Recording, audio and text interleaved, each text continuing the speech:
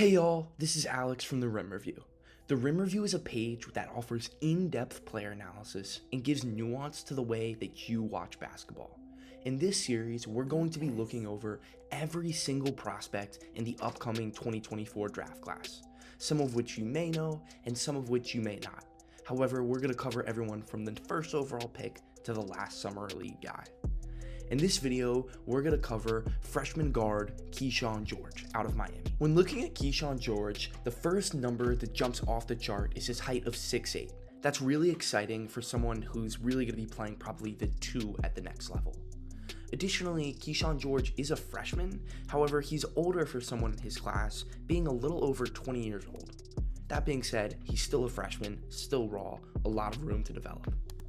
Let's look at Kyshawn George's strengths. Firstly, his shooting is excellent. He shoots 40.5% from 3. Secondly, he does a really good job coming off of DHOs, getting 1.33 points per possession. Finally, he shows flashes of being a decent decision maker. By far, I would not call him a playmaker or somebody that can really make reads for others. However, he shows the ability to maybe develop that, especially if you can have him spend a year in the G League, work with an NBA coach, and get better. Let's look at his weaknesses. Firstly, he's not a very good athlete. He's not going to blow by you. He's not really going to be able to kind of vertically be that much of a threat. He's just not very athletic. Secondly, he struggles with contact. Despite being 205, I'd like him to put some more muscle on and be able to be a stronger player. Even though he's tall, I'd like him to rely on physicality, not just height. Finally, his handle needs to be cleaned up, especially if he wants to be a guard in the pros. Let's start off watching Kyshawn George in transition situations. In this possession, he's going to get the ball off a couple of tips and do a really good job cutting the court. For those of you who don't know, cutting the court, imagine if there's a line right here. Cutting the court would pretty much be crossing this. As you see, George plays with a really slow drive, however he's under control and gets a nice touch shot. In this transition possession, this is the more common outcome, a soft drive from George. Right here, he has the lane on Jack Clark, however, he's completely out of control. Right here, as you can see, Clark's able to kind of hit him with his arm, which completely makes George off balance, and he takes an awkward shot. Right here again, you're going to see George struggle with contact. He gets the ball, tries to go coast to coast, however, the reads simply aren't there. His pickup point is way too high as this swipe forces him to pick up the basketball probably about 1.5 feet further than he should. Additionally, if you want to be a guard in the NBA, just throw this lob pass up right here. Any center like a Derek Lively is just going to dunk anything like this around the rim. You don't want to have these awkward flailing floaters. While he's not necessarily able to do the best job getting towards the rim in transition, his shooting in transition is extremely exciting. Right here, you're going to see him catch an outlet pass and feel comfortable dribbling the ball and stepping into a deep 3. This is really great stuff. In this next possession, you're going to see him run in a trail situation where he's able to get the ball. As you see, he gets the rebound, runs up the middle of the field, gets the ball pitched back to him, and once again, a really deep 3. This type of range is rare from a prospect. In this next possession, you see a very similar thing as he trails, gets a wide open 3, and he knocks this down every single time. Now that we've seen George in transition, let's look at him in pick and roll situations. Right here, you're going to see George do a pretty decent job refusing the ball screen. As you see right here, Norchad Omier is attempting to set a screen on Mason Madsen at the top of the key. George does a really good job loading this foot, thinking he's going to go this direction, however he rejects the screen and is able to get downhill. While he doesn't create that much separation, he's really long and makes a crafty finish. Unfortunately, more of George's drives in the pick and roll look like this. Right here, Quentin Post is going to be in drop coverage. Norchad Omier sets the screen, and I'd like Kyshawn George to get downhill, maybe throw a lob pass to Norchad Omier, or just make a simple pocket pass right here. Instead, he tries this. This awkward finish from George is never going to work, especially against an NBA center. Quentin Post can barely get off the ground, however, if that was an NBA starting caliber center, that's going to the 3rd row. In this possession, you're going to see another softer finish from Kyshawn George. He gets the ball right here in the pick and roll, Omier sets the screen, and once again, Efton Reed is in a drop. However, the pickup point from Kyshawn George is just too high. As you see right here, he has only 1 foot in the paint and he's already picked up his dribble. I'd like him to be more comfortable in his handle and work on this in order to be able to be craftier and around the rim. While this is true, George does show flashes of just making simple reads. Right here, he does a great job hitting a quick pocket pass with Quinton Post in defense. You're going to see another pocket pass once again against Quinton Post. It's pretty easy to do this against a big who's really not that great. However, it shows flashes that he does have this ability. These type of pocket reads are simple reads that I think every guard needs to make in the NBA. Additionally, he's shown flashes of making higher level reads. Right here against Clemson, he does a great job reading the low man. As you see right here, Ian Shefflin is dragged and worried about this Norchad-Omier 3 right here when he pops. George is reading this, sees Shefflin take a step up, and makes this skip pass to the corner to Matthew Cleveland. While this looks relatively simple, this is letting you know that he has the capacity to make better plays in the pick and roll. Right here, you see him get downhill and just make a simple spray.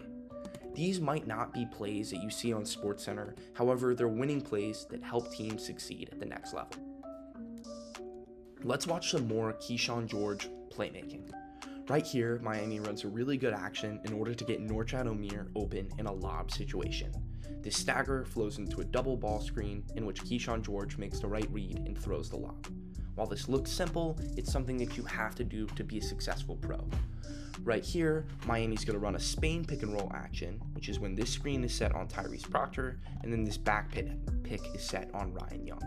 While the back pick is really more slipped than actually set, Kyshawn George is able to get downhill, attack a slower big on Ryan Young, and throw a lob. Right here, you're going to see Kyshawn George showcase his ability to score in the pick and roll. George catches the ball here, has a screen occur at the top of the key, and then recognizes that his defender in Chaz Kelly is not up high enough on him, and he pulls the shot. Right here, Kyshawn George does a really good job attacking the drop coverage of Armando Bacot. This screen is going to occur at the top of the key with a Norchad-Omier setting it right here. Cormac Ryan is probably being a bit too aggressive, trying to force him left. Norchad-Omier is just simply going to twist this ball screen, which is when instead of setting it on this side, he turns around and sets it this way. Once Norchad-Omier clips Cormac Ryan, Armando Bacot decides to provide absolutely zero resistance, and Kyshawn George is able to knock down this 3. You're not going to get looks this wide open in the NBA, however, the quick decision making from George here is really exciting. What makes Kyshawn George so great is his ability to shoot the basketball, and we've seen that throughout the video. Right here, you're going to see Kyshawn George come off some DHOs and showcase another way that he's able to get good looks. Right here, this DHO occurs with Matthew Cleveland. He has a quick look, gets the ball off, knocks it down. You're going to see a similar thing at the top of the key this possession. The Colorado defender goes over, and Kyshawn George once again knocks it down. Kyshawn George doesn't just get threes coming off DHOs, he's able to relocate and also get open. What's really good about this possession is he recognizes that Clemson is being overly aggressive on the DHO, he changes direction, moves to the corner, and gets a wide open 3. This is high basketball IQ and exactly what you want to see in a prospect. Not all threes have to come off of obscene amounts of movement, however, you see him once again making the right read. Hunter Salas is worried about Nigel Pack coming off this down screen and maybe overhelps a bit coming towards the nail. Kyshawn George just takes one step over to once again get in Nigel Pack's sightline and knocks down a 3. While he doesn't make every 3, he does a really good job knocking them down. Right here, you're going to see him continue to move, get in Norchad-Omier's eyes, and take a really good looking shot. It doesn't go in, but I still like the shot. While he doesn't shoot off the dribble often, he has some relocation and sidestep 3s that are just really awesome buckets that I have to show y'all. Right here, you're going to see George continue to move, get open, pump fake, and once again have a nice sidestep 3. That's really clean and really exciting to see. You love seeing these highlights from your guys. Right here, he gets a rebound, drifts to the corner, pump fakes. Oh, Sean Padula, where are you going? Knock it down. While this is true, there have been some flashes where I'd like Kyshawn George to be a little bit more confident in closeout situations. As you can see right here, Jared McCain, he's only 6'3", he's not going to impact this ball. Be ready to shoot knock this down every time. And if you're not, rip through and go to the basket. It's an easy dunk or layup or something. Jeremy Roach is really the only rim protection here, and he's even smaller than Jared. Make a play. Instead, Kyshawn George over dribbles, doesn't make the right decision, and takes a tough shot. Another area in which George can improve is just isolation in general. Right here, you're going to see George call for a ball screen and once again pass up after the aggressive help from Virginia Tech. However, he's able to have a straight line drive and get to the rim.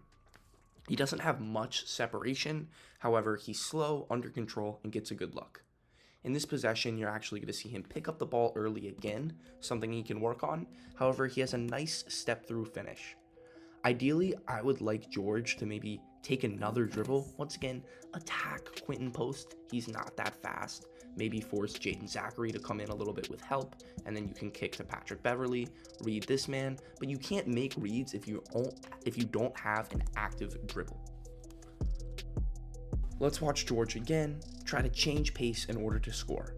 Right here, he gets a switch against Florida State, picks the ball up, which you don't necessarily love. However, he reloads, attacks the switch, and uses his length to score.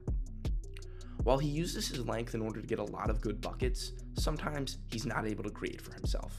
One thing that he does far too often is result in pushing off, which can lead to a lot of turnovers. Sometimes you can get away with it in the NBA, however, George is probably way too aggressive in order to get away with it consistently, especially as a rookie. Another issue with George is sometimes when he doesn't get this initial first step, he just settles and takes a bad shot. Right here, he gets bumped and then says, okay, I'm going to take a tough fadeaway mid-range. That's a really poor efficiency, and you don't want to take that shot. Right here, you're going to see him get the ball in an isolation situation. However, he struggles with contact. As you see right here, this gap from Sky Clark. Now this might be a foul from Clark. However, you'd like to see George be stronger with the ball. Additionally, you'd like him to make this read and recognize that Bensley Joseph is wide open. He does neither and turns the ball over. This lack of ability to handle contact is showcased here, where the Clemson defender is going to guard him for the full possession. George gets bumped, tries to create separation, and then on the second bump tries to draw a foul, showcases not the best body language after, and just takes an overall bad shot. Now that we've explored George's offense, let's look at his defense. His main defensive strength is his length, especially if he's going to be a guard. It's 6'8" if you're going to be playing the 2, and maybe if you could develop into a 1. He probably won't develop into a 1, but even if you're going to be playing the 2, being 6'8" is really beneficial. You can get beat and get bailed out a lot simply by being tall. Secondly, George plays with really high effort and tries on the defensive end, which is all you can ask for at times. Despite this high effort and size, he leaves a lot to be desired on the defensive end. Firstly, he's simply just slow in isolation. A lot of professional players are going to be able to blow by him. When I watch Kyshawn George, I'm far too often reminded of players like Joe Ingles on the defensive end. Secondly, he's really poor in closeout situations. He doesn't have the best footwork. Sometimes he overhelps, sometimes he underhelps. He really never gets it right and isn't great overall. Finally, his footwork in general just needs to improve. I like the fact that he's a high effort defender, however, high effort doesn't have to mean happy feet. Let's start off with looking at some of the flashes of Kyshawn George's good defensive plays. Firstly, we can look at him in this driving line situation where he's able to use his length in order to get a block. What I like about this is he has a high point of contact to meet Sean Padula. He's engaged and in the play, which I like. What I don't like is how easily he gets spinned and has to turn around. That's not going to work that well. However, he's able to save the play by simply being tall, and sometimes that's all you need. In this next possession, you're going to see him play with active hands, which is really good. Initially, he guards Logan Imes, however, he switches onto a guard, which may be concerning initially. I think that this is going to struggle in the NBA, however, he shows flashes that he's able to do it. He stays in front of Marcus Burton, takes the bump, and then has his active hands in order to make a steal. Right here, when guarding a slower offensive player, Kyshawn George showcases an ability to be relatively successful. The ball is caught at the top of the key, he uses his chest to bump, and showcases just overall high effort and a good defensive stand.